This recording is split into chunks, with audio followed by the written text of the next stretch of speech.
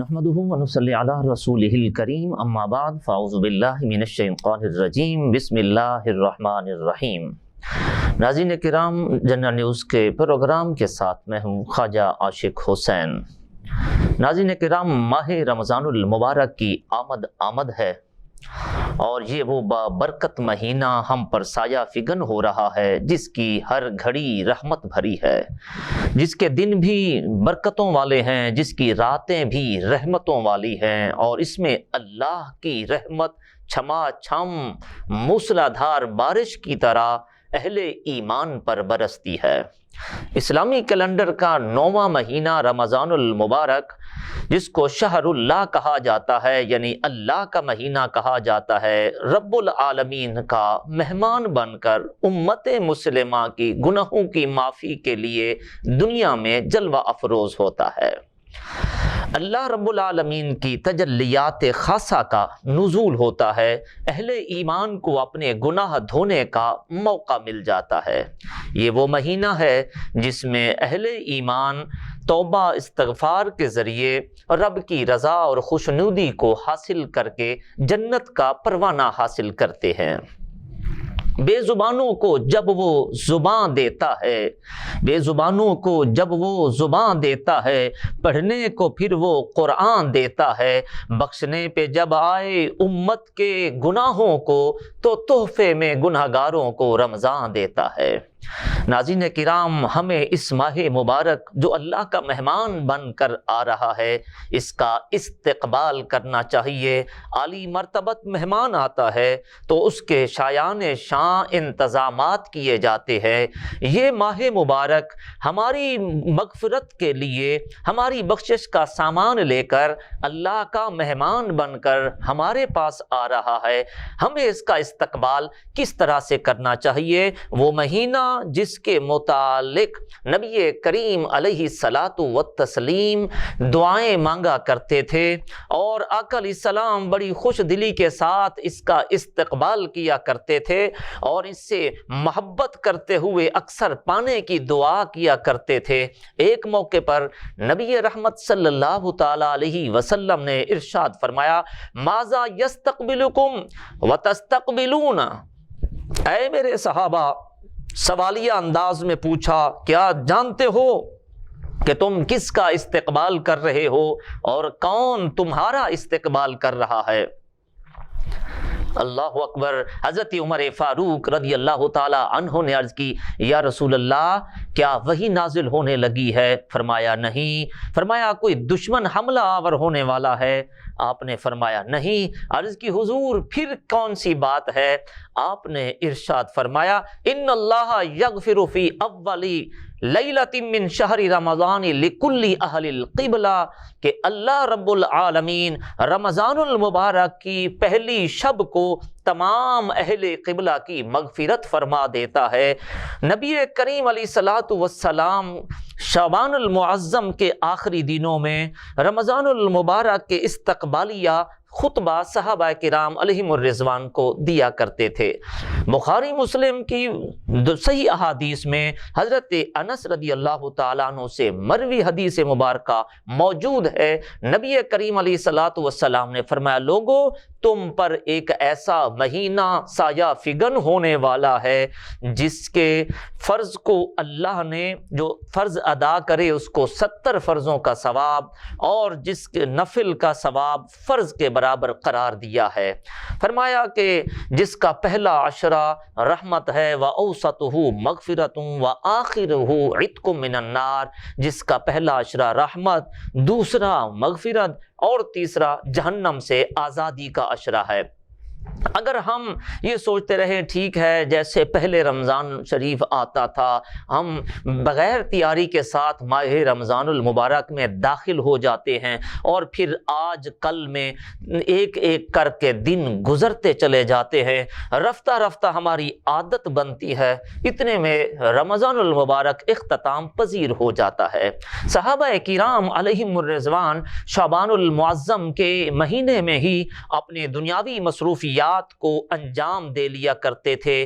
کسی پر حد نافذ کرنی ہوتی حد نافذ کر دیتے، کسی کو قیدیوں کو چھوڑنا ہوتا ان کو چھوڑ دیا جاتا، اپنے لین دین معاملات وہ شعبان المعظم میں کر لیتے تھے، اور جو ہی رمضان المبارک کا چاند نظر آتا تھا وہ عبادت کے لیے کمر بستہ ہو جایا کرتے تھے، تلاوت کے لیے اپنا معمولات اور وظائف میں مشغول و مصروف ہو جاتے تھے۔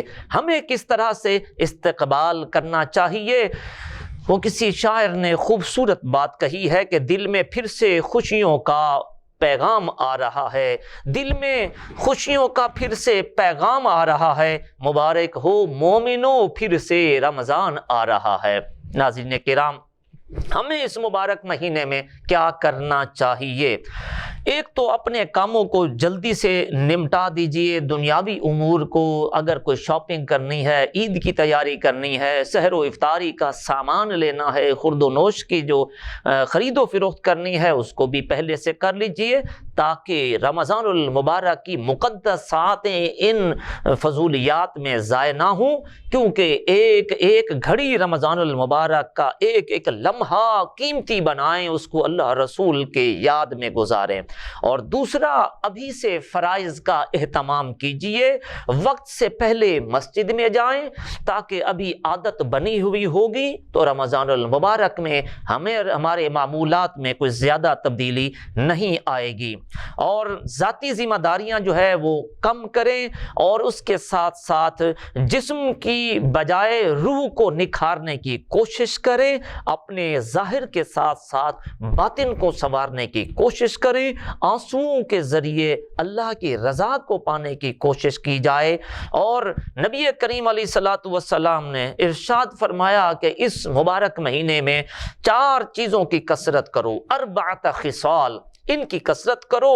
2 ایسے ہیں جن سے تم اپنے رب کو راضی کر سکتے ہو، اور 2 چیزیں ایسی ہیں جن سے تمہیں غنا نہیں ہے، یعنی تم ان سے مستغنی نہیں ہو سکتے۔ اور وہ دن سے جن کے جو کرنے چاہیے جو کام، وہ فرمایا ایک کلمہ شہادت کا تکرار ہے، یعنی اللہ کی توحید اور ربوبیت کی گواہی دو، اور دوسرا استغفار کی کثرت کرو۔ استغفر اللہ ربی من کل ذنب واتوب الیہ، یا کوئی بھی ایسے کلمات جو اللہ رب العالمین سے مغفرت مانگنے والے ہوں تو اس کی کثرت کرنی چاہیے۔ اور فرمایا 2 وہ چیزیں جن سے تم بے پرواہ نہیں ہو سکتے، جن کے بغیر تمہیں کوئی چارہ نہیں ہے، ان میں سے ایک چیز اللہ سے جنت کا سوال کرنا ہے، اور دوسرا جہنم سے پناہ مانگنا ہے۔ یعنی ان 4 امور کی ہمیں پورے ماہ رمضان المبارک میں کثرت کرنی چاہیے، تو اس سے پہلے ہی ہمیں یہ اپنی روٹین لائف میں ان چیزوں کو شامل کر لینا چاہیے۔ مالی صدقات کی کثرت کرنی چاہیے۔ حدیث مبارکہ میں ہے نبی کریم علیہ الصلوۃ والسلام اس ماہ رمضان المبارک میں تیز چلنے والی ہوا سے بھی زیادہ سخاوت کرتے تھے، اور فرمایا سخی قریب من اللہ، سخی جو ہے وہ اللہ کے قریب ہوتا ہے، جنت کے بھی قریب ہوتا ہے، وہ لوگوں کے بھی قریب ہوتا ہے، اور جو بخیل ہوتا ہے وہ جہنم کے قریب ہوتا ہے، دوزخ سے دور ہوتا ہے، لوگوں سے بھی دور ہوتا ہے۔ تو لہٰذا سخاوت کی کثرت کرنی چاہیے، رشتہ داروں کو، غریبوں کا خیال رکھنا چاہیے۔ ضروری نہیں کہ جو لوگ دستے سوال آپ کے سامنے دراز کریں آپ ان کو دیں، نہیں، بلکہ آپ کو خود اپنے گرد و پیش کے ماحول پر نظر رکھنی چاہیے، اپنے خاندان میں نظر دوڑائیں کہ کتنے لوگ حقدار ہیں جو آپ کی مدد کے مستحق ہیں، بغیر مانگے ہی ان سفید پوش طبقے کی جو ہے وہ مالی اعانت ضرور کیجیے۔ اسی طرح تہجد کی نماز پڑھیں، نفلی نمازوں کا اہتمام شروع کر دیں، اور رمضان المبارک میں نماز تہجد کا جو ہے وہ اہتمام کرنا یہ اللہ کا قرب حاصل کرنے کا ایک ذریعہ ہے۔ اگر ہم ان دنوں میں اس کی عادت بنا لیں گے تو رمضان المبارک کی عادت جو ہے ہمارے بقیہ 11 مہینوں میں ہمارے لیے ممدد و معاون ثابت ہوگی۔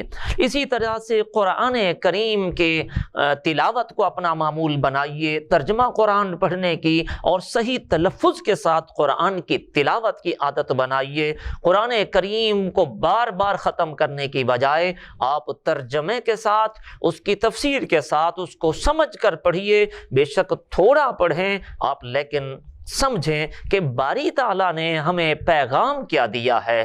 قرآن دراصل ہمارے لیے ضابطہ حیات تھی، دستور حیات تھا، ہم نے اس کے مطابق اپنی زندگی کے اعمال پرفارم کرنے تھے، لیکن ہم نے محض اس کو ثواب کی کتاب سمجھ لیا اور اس کے مطابق زندگی گزارنے کی کوشش نہیں کرتے۔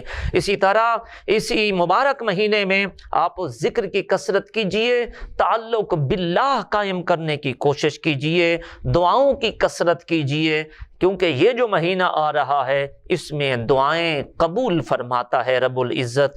لہٰذا اپنے معمولات میں قبل اب رمضان آپ تیاری کر لیجئے، کوشش کر لیجئے، اور پھر بڑے اہتمام کے ساتھ اس مبارک مہینے کا چاند دیکھنے کی بھی کوشش کیجئے، کیونکہ یہ بھی نبی کریم علیہ الصلوۃ والسلام کی سنت مبارکہ ہے۔ پھر جو ہی رمضان المبارک آئے تو بڑی خوش دلی کے ساتھ اس مبارک مہینے میں عبادات کے لیے کمر بستہ ہو جائیں۔ رب العزت کی بارگاہ میں دعا ہے کہ ہمیں اس پاک مہمان کا قدر کرنے کی اور اس کا احترام بجا لینے کی اور اس مبارک مہینے کے زیادہ سے زیادہ فیض و برکات سے مستفید ہونے کی کوشش کیجئے۔ انشاءاللہ العزیز جنرل نیوز آپ کے لیے ماہ رمضان المبارک کے پورے مہینے میں تجلیات اسلام کے عنوان سے پروگرام پیش کرے گا، جس میں اسلام کی مختلف جہاد کے حوالے سے قرآن و حدیث کی روشنی میں گفتگو ہوگی۔ انشاءاللہ العزیز آپ کے لیے اسلامک پوائنٹ آف ویو سے رہنمائی کا فریضہ سر انجام دیا جائے گا۔ اللہ رب العالمین ہم سب کے اعمال خیر میں اور توفیقات خیر میں اضافہ فرمائے اور ہم سب کو اپنی رضا والے کام کرنے کی توفیق عطا کرے۔ ہم آپ کے لیے دعا گو ہیں اور آپ سے گزارش رہے گی کہ آپ جنرل نیوز کی جملہ ٹیم کے لیے اپنی خصوصی دعاؤں میں ضرور اہتمام کیجیے گا۔ اللہ تعالی ہم سب کا حامی و ناصر ہو۔ اسی کے ساتھ ہی اجازت دیجیے، اللہ حافظ۔